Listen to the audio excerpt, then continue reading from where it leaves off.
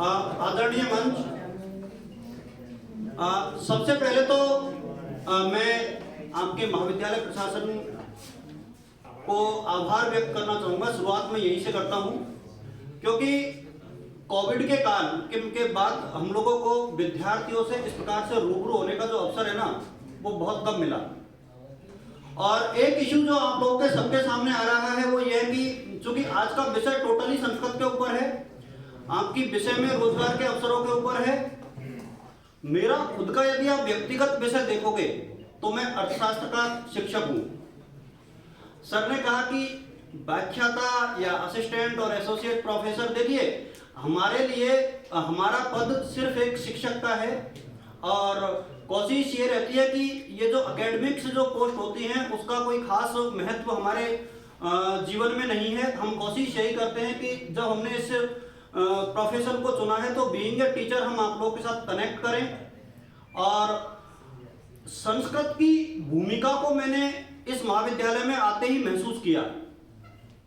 कैसे महसूस किया? क्योंकि जो संस्कृत है ना बेटा, ये हमारे परिवार से शुरुआत इसकी हो जाती है।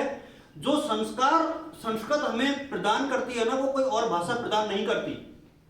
और इसका आभास जैसे ही कॉलेज में आया, बच्चों ने जो पैर छूना शुरू किया, क्योंकि हमारे कॉलेज में तो हाई हेलो पे पहुंच गई बात। अब जो साधारण महाविद्यालय है सर, वहां पे ये जो विश करने का जो तरीका है ना गुरुजनों का, वो तरीका लगभग समाप्त सा हो गया है। यदि आप कैरियर की अपॉर्चुनिटी के रूप में, चूंकि पूरा व्याख्यान का जो शीर्षक है वो भी यही है कि कैरियर काउंसलिंग पोस्ट आपके लिए संस्कृत और रोजगार विषय पर इस व्याख्यान की श्रृंखला को आयोजित करवा रहा है। तो संस्कृत में रोजगार के कौन कौन से अवसर हो सकते हैं? देखिए, पहली बात तो बेटा मैं आपको बता दूं कि संस्कृत में रोजगार के अवसर बाकी विषयों से ज्यादा हैं। जो लोग ये कहते हैं ना कि रोजगार के अवसर कम है, मैं आपको बता दूं कि संस्कृत में रोजगार के अवसर as compare to other subject ज्यादा है। ज्यादा कैसे हैं? अपन शीर्षक वाइज या बिल्कुल क्रम से चले तो सबसे पहला जो रोजगार का अवसर उपलब्ध होता है ना, बहुत सिंपल तरीके से, जिसको आप सब लोग जानते भी हैं, क्योंकि जब आपने संस्कृत ऑप्ट किया होगा तभी इस बारे में आपको पता होगा कि भाई हम क्या कर सकते हैं। ऐसा तो है नहीं कि आपने बिना पढ़े और अपनी मर्जी से संस्कृत को ले लिया है। ये तो आपने खुद नहीं सोचा होगा कि संस्कृत से आप क्या क्या करना चाहते हो। तो एक तो आपके खुद की नजर में एक आउटलाइन होती है कि हमें ये करना है, लेकिन देखो शिक्षक यानी पहला जो आपके रोजगार का जो अवसर मिलता है वो आपको शिक्षण का मिलता है, टीचिंग का मिलता है। और टीचिंग में आपको 3 प्लेटफॉर्म तो डायरेक्ट मिलते हैं, सेकंड ग्रेड, थर्ड ग्रेड और फर्स्ट ग्रेड, जो स्कूल एजुकेशन में है। इसके बाद कॉलेज एजुकेशन में आचार्य की पोस्ट आ जाती है। तो ये 4 स्टेप हो गए। इसके बाद आप देखिए, जब ये अंग्रेजी माध्यम का शिक्षण बढ़ रहा है ना बेटा, तो हम अपने जो परंपरागत शिक्षक हैं, चाहे वो हिंदी के हों चाहे संस्कृत के हों, उनकी संख्या निरंतर कम हो रही है। लेने वालों की संख्या भी कम हो रही है, पढ़ाने वालों की संख्या भी कम हो रही है, बच्चों के समझने की क्षमताएं भी कम हो रही है। तो भविष्य में जब ये निजी क्षेत्र में भी आगे बात बढ़ेगी तो इंग्लिश मीडियम के स्टूडेंट्स को भी पढ़ाने के लिए संस्कृत शिक्षकों का एक प्रकार से टोटा पड़ने वाला है। मैं अपनी तरफ से कहूं तो ये एक स्कैरसिटी उपलब्ध होगी, यानी दुर्लभ हो जाएंगे संस्कृत शिक्षक। तो उस दौरान आपको अपनी उपयोगिता खुद ही नजर आने लगेगी। क्योंकि विगत 2 सालों में कोविड के दौर में हमारे लिए रोजगार के जो अवसर है ना, वो घटे नहीं है, बढ़े हैं। क्योंकि कुछ चीजें हम लोगों ने नई फील की हैं। वो क्या है कि ऑनलाइन प्लेटफॉर्म पर भी हम लोग खुद को रोजगार के लिए उपलब्ध करा सकते हैं। हम अपने लिए नए अवसर जो है तलाश कर सकते हैं ऑनलाइन प्लेटफॉर्म्स के माध्यम से। कुछ लोग ब्लॉगिंग करते हैं, कुछ लोग जो हैं ऑनलाइन प्लेटफॉर्म पर ही, मैं आपको बताऊं, एज ए यूट्यूबर काम कर रहे हैं और कमा भी रहे हैं। देखिए, रोजगार सिर्फ इसलिए नहीं किया जाता कि काम करना है, रोजगार तो पैसे कमाने के लिए किया जाता है। उसका तो जो परसेप्शन है वो क्या है, इकोनॉमिक है। देखो, रोजगार के 2 उद्देश्य होते हैं, एक तो आर्थिक और एक अपना मानसिक, कि भाई हमें जॉब सेटिस्फेक्शन है, हमें क्या है, एक संतुष्टि है। तो जॉब सेटिस्फेक्शन के लिए भी हम लोग रोजगार के अवसर तलाशते हैं। अब जॉब प्राइवेट सेक्टर में भी है और गवर्नमेंट सेक्टर में भी है। गवर्नमेंट में मैंने आपसे कहा कि देखिए शिक्षक का पहला होता है, इसके अलावा एक पोस्ट होती है जो आर्मी में होती है धर्म गुरुओं की, हालांकि बहुत कम पोस्ट होती हैं, तो इसलिए मैं उसके ऊपर बहुत ज्यादा फोकस नहीं करता हूं, लेकिन अवसर तो है ही। इसके अलावा हम लोग देखें तो ट्रांसलेटर या अनुवादक की पोस्ट जो है रेगुलर बेसिस पर निकलती है, आप लोग वहां अप्लाई कर सकते हैं, क्योंकि वहां जो पद निकलते हैं ना उसमें आप लोगों के स्पेसिफाई लोगों की जरूरत होती है। इसके अलावा विगत कुछ दिनों में जो है संस्कृत, अब यूपीएससी में मैं आपको बताऊं बेटा, सबसे बड़ा जो लॉस हुआ है हमें पिछले कुछ सालों में, एक ग्रेजुअली रिडक्शन हुआ है, एक प्रकार से डिग्रेडेशन हुआ है। माध्यम के तौर पे देखा जाए तो इंग्लिश का जैसे ही अपलिफ्ट हुआ है ना, तो हिंदी और संस्कृत दोनों ही नीचे आई है। यूपीएससी में माध्यम की समस्या आ रही है। आप में से कुछ बच्चे ऐसे भी हो सकते हैं जो यूपीएससी की तैयारी करना चाहते हो, तो जब आप यूपीएससी की तैयारी करोगे और एज ए ऑप्शनल सब्जेक्ट आप ऑप्ट करोगे किसे, संस्कृत को, क्योंकि आप लोग संस्कृत पढ़ रहे हो, और संस्कृत को जब आप ऑप्ट करोगे तो आपको एक नेचुरल एडवांटेज मिलेगा। वो किसका मिलेगा, माध्यम का, क्योंकि मीडियम का लॉस आपको नहीं होगा। आपको जो मीडियम का लॉस है वो नहीं होगा। क्यों नहीं होगा, क्योंकि संस्कृत में ही आंसर राइटिंग करनी है अपन को, अपने चेक करने वाले जो गुरुजी हैं वो भी संस्कृत के होंगे, तो जो मीडियम से होने वाला लॉस है वो कहीं ना कहीं कवर अप हो जाएगा। क्योंकि माध्यम का जो इश्यू है ना वो पिछले कुछ सालों में बहुत ज्यादा आ रहा है। जब यूपीएससी का रिजल्ट उठा के देखते हैं तो कई बार ऐसा लगता है कि यार 800-900 सीटों में से मुश्किल से 50 नाम भी हिंदी मीडियम के नहीं मिल पाते। तो माध्यम तो हिंदी और इंग्लिश होता है, लेकिन संस्कृत को आप संस्कृत में ही लिखोगे तो जो मीडियम का लॉस है वो कम हो जाएगा। इसके अलावा हम लोग देखते हैं कि माध्यम के तौर पर आजकल जो शिक्षण है, चाहे प्राइवेट कोचिंग्स है, वहां पे आप देखोगे कि शिक्षकों की जो वैकेंसीज हैं, आप रीट की तैयारी करवाते हो तो वहां शिक्षक जो संस्कृत विषय है वो अनिवार्य है कि नहीं, तो वहां आपके लिए एक अवसर है। अब इसलिए, और एक और जो नया फील्ड है वो है यूट्यूब का।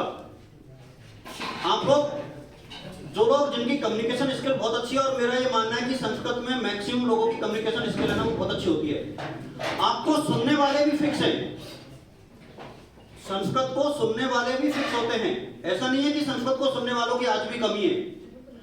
मैं आपको एक कॉलेज एजुकेशन में शिक्षक हैं संस्कृत के, हैं KR मैया जी, आप सर्च करोगे यूट्यूब पर तो मिल जाएंगे। लाखों सब्सक्राइबर हैं और वो सिर्फ संस्कृत के बतौर शिक्षक उन्होंने इस कोविड के काल में एक अलग से पहचान बना ली। आप लोगों ने भले ही नहीं देखा होगा, आप लोग सर्च करना यूट्यूब पर, KR मैया करके हैं, और उनकी जो शुरुआत होती है ना बेटा, वो आपके गायत्री मंत्र से वो हर अपने लेक्चर की शुरुआत करते हैं। एक पॉजिटिव वाइब्स उनके वीडियोस को देख करके आती हैं।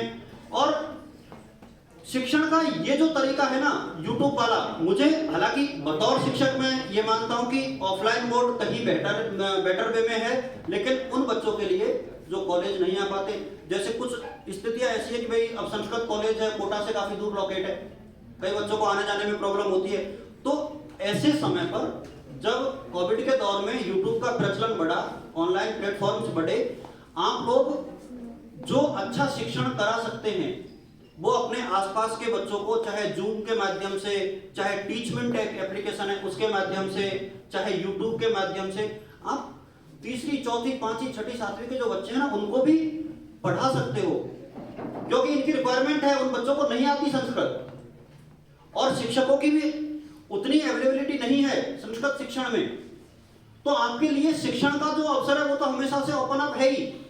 इसके अलावा आप देखोगे कि आयुर्वेदाचार्य जो होते हैं, BA MS का जो कोर्स होता है, जितने भी अपने ग्रंथ हैं उनमें से ज्यादातर ग्रंथ संस्कृत में लिखे हुए हैं, तो जब आप उनको रीड करोगे ना तो संस्कृत का विद्यार्थी उसको बहुत अच्छे से समझ पाएगा दूसरों की तुलना में। आपके लिए यह भी एक अवसर होता है। देखिए, जब इस प्रकार के व्याख्यान होते हैं तो मेरा व्यक्तिगत अनुभव यह कहता है कि कॉलेज प्रशासन की मंशा जो होती है ना वो तो बहुत स्पष्ट तौर पर पॉजिटिव होती है।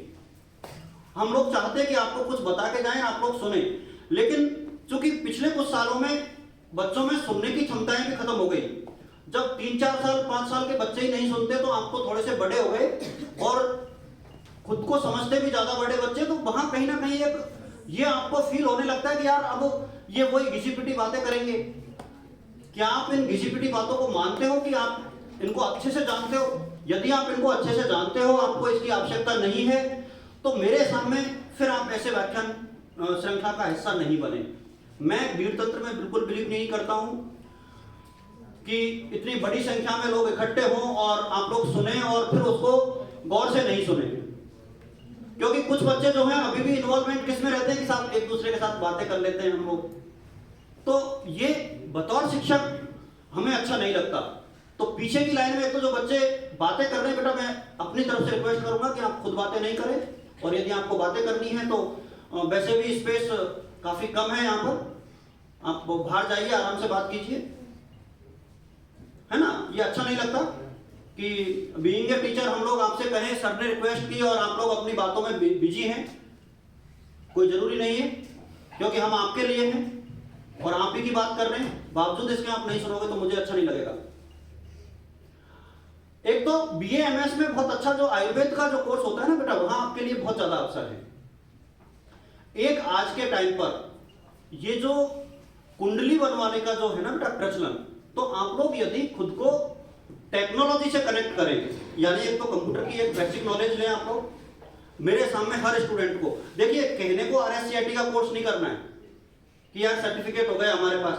आप लोग भले ही सर्टिफिकेट आपके पास नहीं हो, लेकिन नॉलेज होनी चाहिए कंप्यूटर की, बेसिक नॉलेज।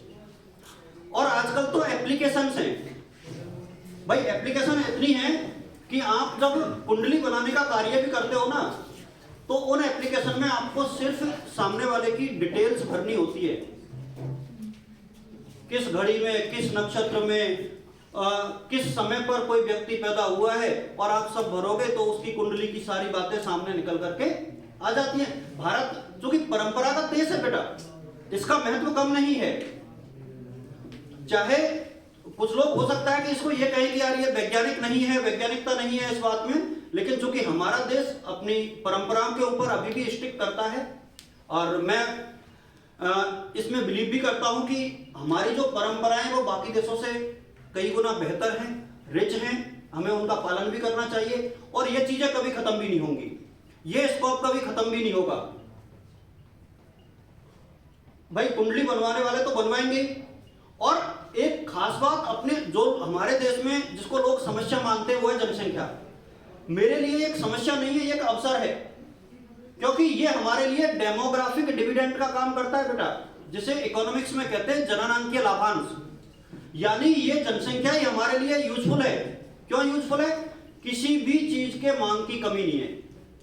आप कोई भी काम शुरू कर दो, आप जो भी काम करना चाहोगे वहां आपको अवसरों की बिल्कुल भी कमी नहीं है। हालांकि कई जगह अंधविश्वास भी होता है, साहब निर्मल बाबा जैसे लोग भी पैदा हो जाते हैं उस भीड़ में कई बार, राइट ना। लेकिन हम चलो ठीक है, हम वैज्ञानिकता को अपनाएं, हम लोग ऐसे किसी बाबा का नाम नहीं ले, क्योंकि कई बार ऐसा होता है कि विवाद भी उत्पन्न हो जाते हैं, साहब आपने उनका फलाने सिंह का नाम क्यों ले दिया। तो उस फलाने सिंह से तो खैर हमारी कोई दुश्मनी नहीं है बेटा, और होनी भी नहीं चाहिए। लेकिन ज्योतिष के मामले में हस्तरेखा जो रीडिंग करने वाले काम है, इसमें आप लोग के लिए अवसर की बिल्कुल भी कमी नहीं है। और ये वास्तविकता यह है कि इनकी जरूरतें समय के साथ बढ़ेगी। क्यों बढ़ेगी? अब इसमें आपको देखो, मैं आपको चूंकि सारे विद्यार्थी अभी आपको इस फील्ड में जाना है, तो मैं आपको सलाह ये देना चाहूंगा बेटा कि आप लोग भले ही ज्योतिष करें, चाहे आप हस्तरेखा का जो देखते हैं उसका काम करें, आप उसके साथ एक वैज्ञानिकता जरूर लेकर के आए। यानी लोगों को उसके साथ साथ आप ये कहे साहब ठीक है आपकी हाथों की लकीरों में साहब ये पन्ना लिखा हुआ है, आप ये तो कहें उनसे, लेकिन साथ में ये ना कभी कहना नहीं बोले कि साहब बन ही जाओगे। उनको उनके कर्मों का भी जो एक प्रकार से एस्पेक्ट है ना, उसको जरूर याद दिलाएं, क्योंकि किसी के कहने से किसी की नौकरी नहीं लगती, उसके लिए मेहनत तो करनी पड़ेगी ना बेटा। कोई कहे कि यार माथे पे ये लिखा है कि ये तो फलाना सिंह तो अधिकारी बनेगा, तो ऐसे नहीं बनेगा बेटा। वो कब काम करेगा? जब हम लोग उसके अकॉर्डिंग मेहनत करेंगे। पिछले कुछ दिनों में एक और ट्रेंड बना है। देखिए, जन्म से लेकर मृत्यु तक होने वाले जितने भी धार्मिक कर्म कांड है उन्हें कौन कराता है? संस्कृत वाले बच्चे। ब्राह्मण, जिस शब्द की हम बात कर रहे हैं ब्राह्मण की, मैं यहां पर दोहरा दूं कि ब्राह्मण का मतलब बिल्कुल भी किसी जाति से नहीं है। ब्राह्मण का मतलब है जिसे ब्रह्म का ज्ञान हो, यानी जिसे नॉलेज हो, जिसे अपने वेदों का ज्ञान हो, अपने ग्रंथों का ज्ञान हो, वो सभी उस काम को उपयुक्तता के साथ कर सकते हैं। इसलिए ये ना सोचें कि साहब ये किसी जाति से बंधा हुआ प्रोफेशन है, संस्कृत पे किसी एक विशेष जाति का एकाधिकार है। मेरा मानना यह कि क्योंकि परंपरागत रूप से हमारे समाज में ब्राह्मणों को जो सम्मान और रेस्पेक्ट दिया गया और उसी के कारण उनकी संख्या भी इसमें ज्यादा है। उन्होंने हालांकि धर्म को बचाने का भी प्रयास किया।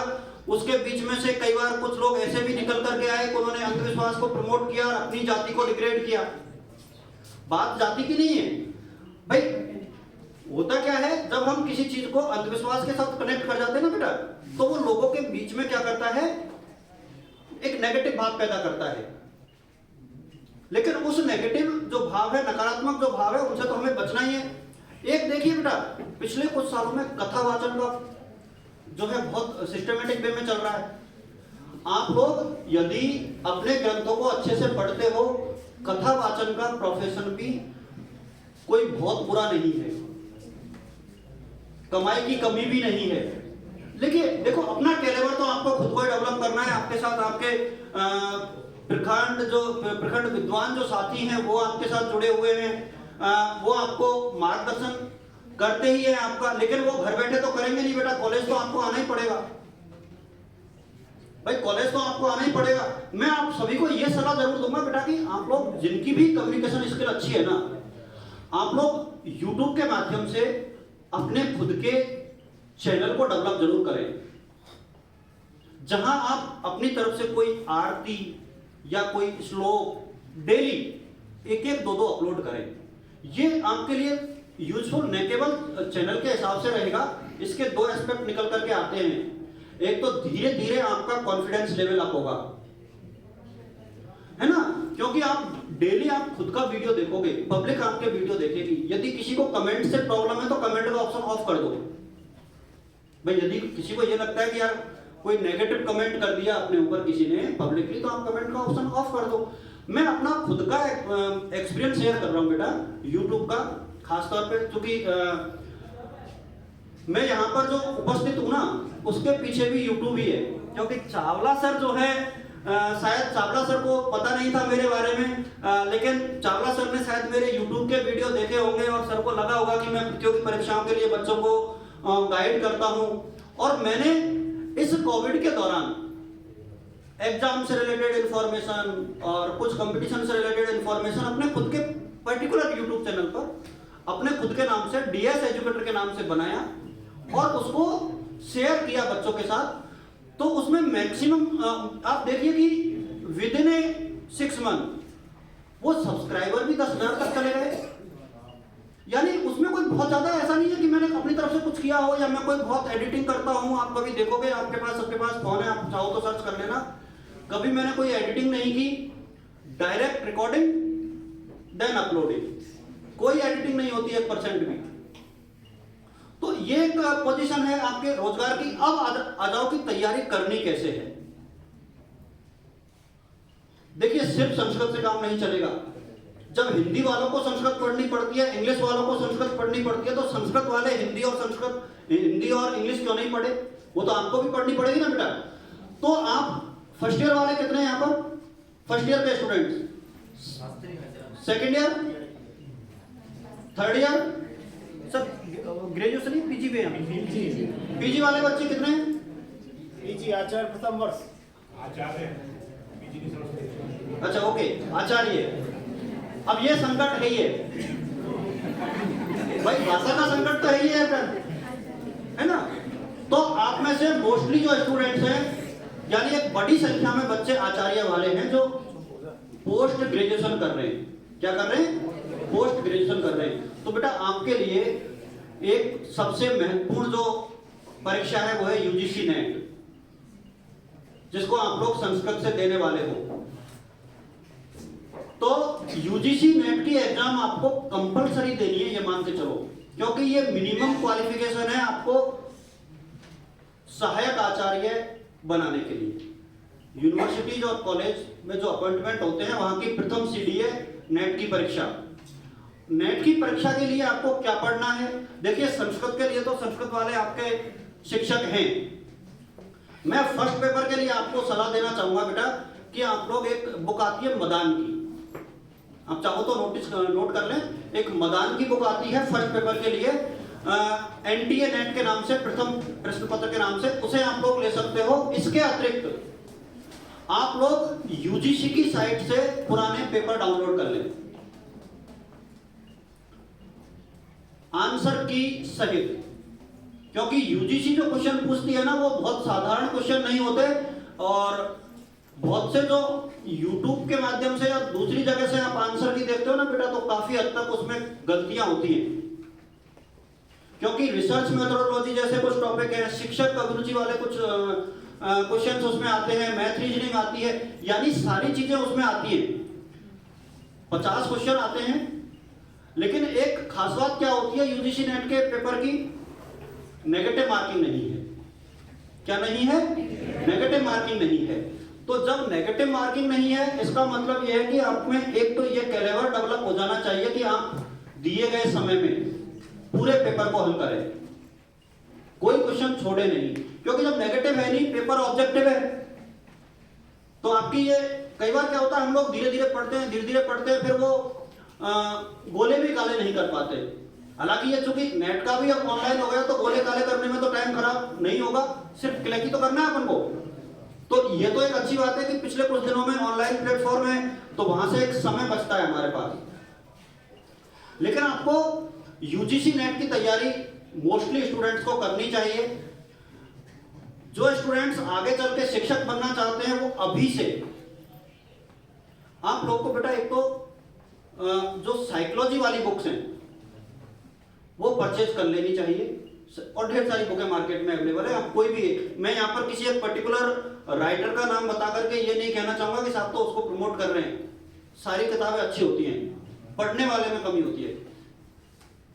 कोई भी किताब जो, कोई भी राइटर जो अपनी बुक लिखता है, और 19-20 की अशुद्धियां हर किताब में होती है।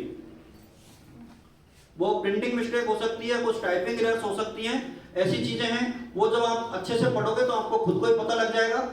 मोस्टली जो टेक्स्ट बुक होती है ना बेटा, वो तो बहुत अच्छी होती है। टेक्स्ट बुक मतलब जो अपने कोर्स की चलती हैं, उनमें अशुद्धियां कम होती हैं।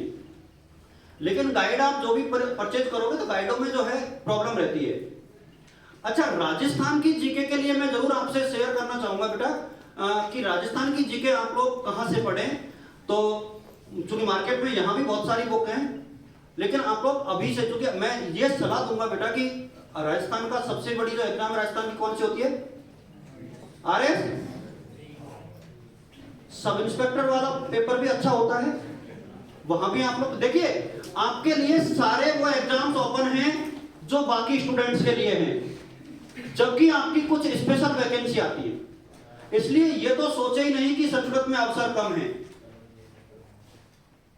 यानी आप आरएस आप दे सकते हो, सब इंस्पेक्टर आप दे सकते हो, यानी मोस्टली जो वैकेंसी आती है उसमें मिनिमम क्वालिफिकेशन क्या होती है? ग्रेजुएशन। तो वो तो आप सारे अप्लाई करोगे। कुछ वैकेंसी जो संस्कृत से स्पेशली आती है, वहां आपके अवसरों की बिल्कुल कमी नहीं है। अभी सेकंड ग्रेड की वैकेंसी आएंगी, सबसे ज्यादा पद संस्कृत के। आप देखोगे कि केंद्रीय विद्यालय, नवोदय विद्यालय में वैकेंसी आती है, दिल्ली में वैकेंसी आती है, तो वहां पे सबसे ज्यादा वैकेंसी जो होती है वो संस्कृत की होती है। तो संस्कृत में अवसरों की कमी नहीं है। धर्मगुरु सिर्फ संस्कृत वाले बन सकते हैं, ज्योतिष में सिर्फ संस्कृत वाले आते हैं, वास्तुशास्त्र में कौन आता है? संस्कृत वाले आते हैं, कथा वाचन का कार्य सिर्फ संस्कृत वाले कर सकते हैं। तो ये चीजें हैं जिनको सिर्फ संस्कृत वाले कर सकते हैं, तो अवसरों की कमी नहीं है। तो ये बहाना करना कि साहब संस्कृत में अवसरों की कमी है, तो मुझे थोड़ा सा अजीब फील होता है।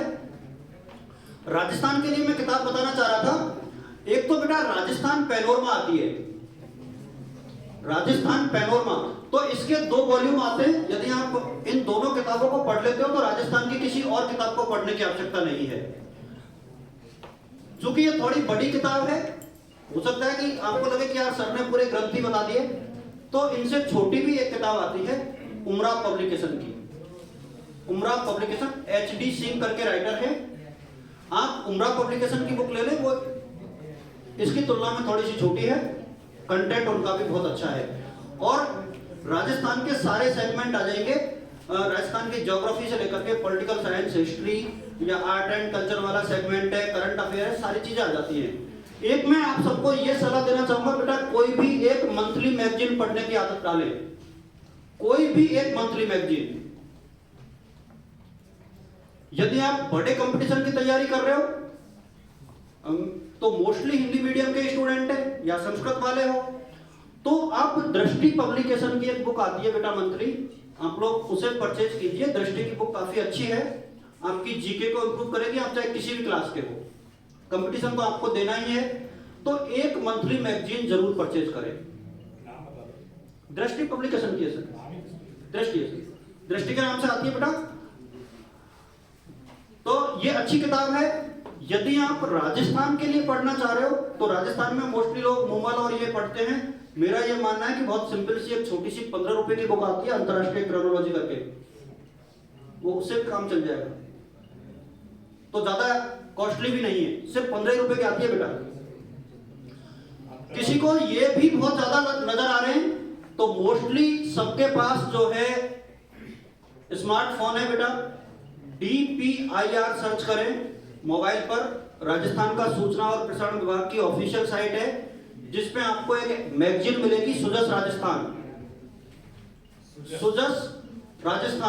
और मंथली मैगजीन है बेटा। लगभग 65-70 पेज की ये मैगजीन होती है, मंथली आती है। इसमें से अपने काम के लिए मात्र 15 टॉपिक होते हैं, मैक्सिमम बता रहा हूं मैं।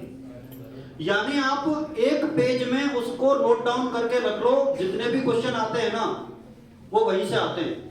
जो कई बार अपन को ऐसा लगता है ना यार ये क्वेश्चन कहां से उठा लिया, तो वो सुजस राजस्थान से होता है। कहां से आता है वो? सुजस राजस्थान से आता है।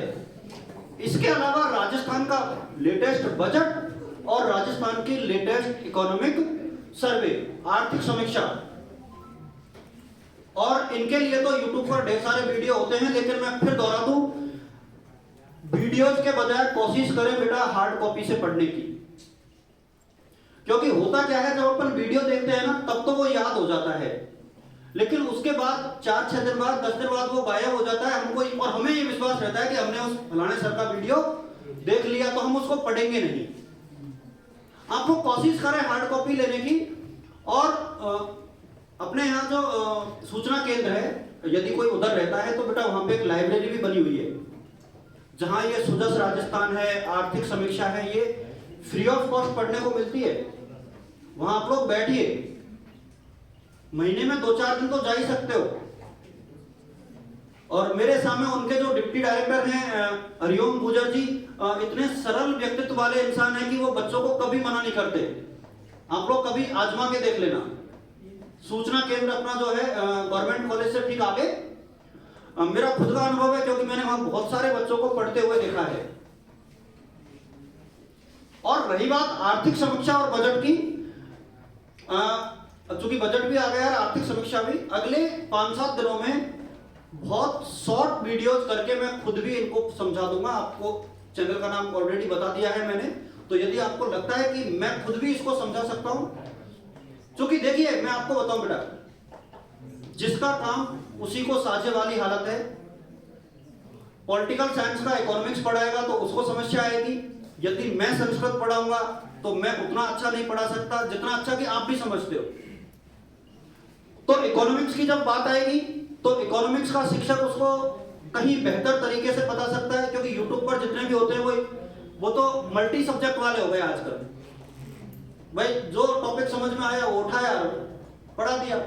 तो आप लोग कोशिश करें बेटा इनको एक कॉम्पैक्ट वे में पढ़ने की। और संस्कृत में रोजगार के अवसरों की कमी नहीं है, बहुत सारे फील्ड्स हैं जहां आप अपने कदम आजमा सकते हैं। मैं 2 चीजें आज के समय के हिसाब से आप लोगों से ये कहना चाहूंगा। एक तो ब्लॉगिंग, जो आपकी राइटिंग स्किल को सुधारेगी, और एक यूट्यूब जो आपकी वोकल जो शैली है, आपके बोलने की जो क्षमताएं हैं उसको इम्प्रूव करेगी। आपके बीच में साहित्य के, चूंकि इंग्लिश के भी 2 शिक्षक मौजूद हैं, बहुत कम अवसर मिलता है बेटा। और मानो चाहे नहीं मानो, मैं ये मानता हूं कि इंग्लिश में कम्युनिकेशन स्किल बाकी जो साहित्य है उनसे बेहतर होती है। इसको एक्सेप्ट करना चाहिए। जो चीजें अच्छी है ना उनको एक्सेप्ट करना चाहिए।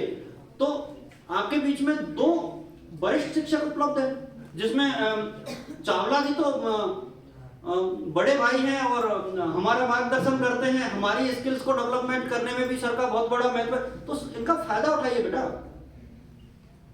आपसे कोई मना तो करता नहीं है शिक्षक। यदि आप किसी से पूछोगे तो मेरे हिसाब में कोई भी शिक्षक आपको मना नहीं करेगा, कोई भी। मैम से मेरा परिचय उतना नहीं है, लेकिन मैंने दोनों का इंग्लिश ओवरऑल सर। तो मेरे कहने का मतलब यही है बेटा कि आप स्किल डेवलपमेंट जो है अपनी एक प्रकार से, अब एक और स्किल है बेटा, ये है आपकी, हम एक स्किल को खो चुके हैं, वो क्या है? Reading habits. पढ़ना ही नहीं चाहते। कोशिश करें मैक्सिमम पढ़ने की। दिन में कम से कम 1 घंटा, चाहे अखबार पढ़ो, अपनी खुद के सिलेबस की बुक पढ़ो, जीके की बुक पढ़ो, मतलब कुछ भी पढ़ो, लेकिन रीडिंग हैबिट्स को दूर मत होने दो। क्योंकि यदि आप रीडिंग से दूर हो गए तो इसका मतलब है कि रोजगार के दरवाजे आपने खुद ही बंद कर दिए। मेरे हिसाब में चूंकि ज्यादा लंबा जो सत्र होता है, बच्चे बोर होते हैं। कभी हम भी विद्यार्थी रहे हैं, उधर बैठे हैं, अनुभव है ये। ठीक है बेटा, तो आपको, आपके लिए ये सत्र शायद यूजफुल रहा होगा, मैं ये अपेक्षा करता हूं। और मैं आपको पुनः बता दूं कि मेरी पोस्टिंग कोटा में ही है, जेडीबी में है और इजीली उपलब्ध होने वाला आदमी हूं। यदि आप कंपटीशन से रिलेटेड कोई भी बात मेरे से पूछोगे तो मैं 100% आपके साथ शेयर करूंगा। 2 माध्यम से आप मेरे साथ जुड़ सकते हो। टेलीग्राम के माध्यम से आप डीएस एजुकेटर सर्च करोगे तो भी मैं मिल जाऊंगा। यूट्यूब पर आप डीएस एजुकेटर सर्च करोगे तो भी मिल जाऊंगा।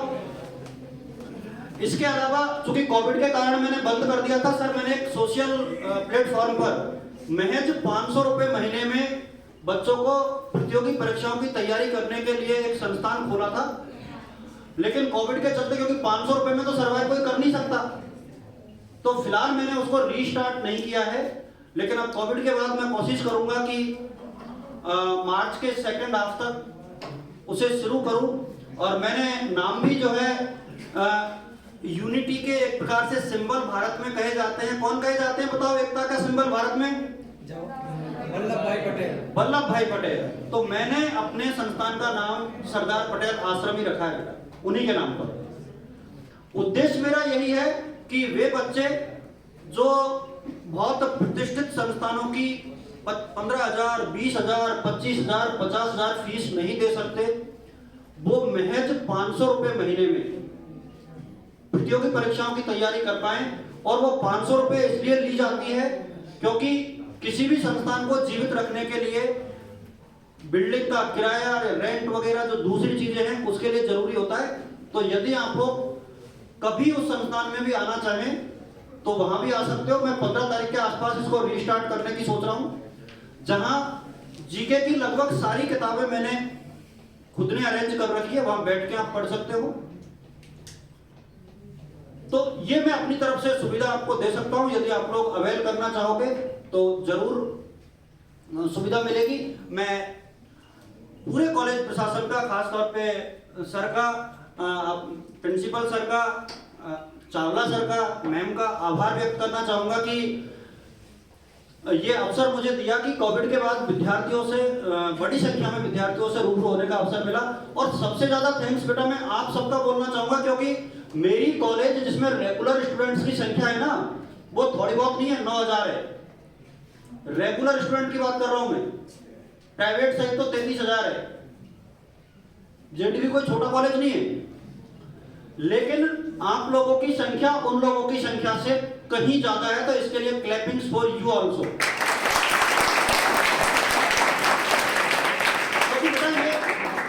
भाई जब आपका इन्वॉल्वमेंट नहीं होता, हम यहां से कितना भी बोल के चले जाएं, कोई फायदा नहीं है। थैंक यू सो मच कि आप लोगों ने बातें सुनी, कोशिश करता हूँ कि ये बहुत जानकारी हो। किसी के दिमाग में प्रश्न हो रोजगार यदि आप किसी रोजगार संबंधित प्रश्न, वैसे तो सर ने अपना चैनल बता ही दिया, आप उस पर भी क्वेश्चन कर सकते हैं, और यदि साक्षात कुछ पूछना है तो पूछ सकते हैं।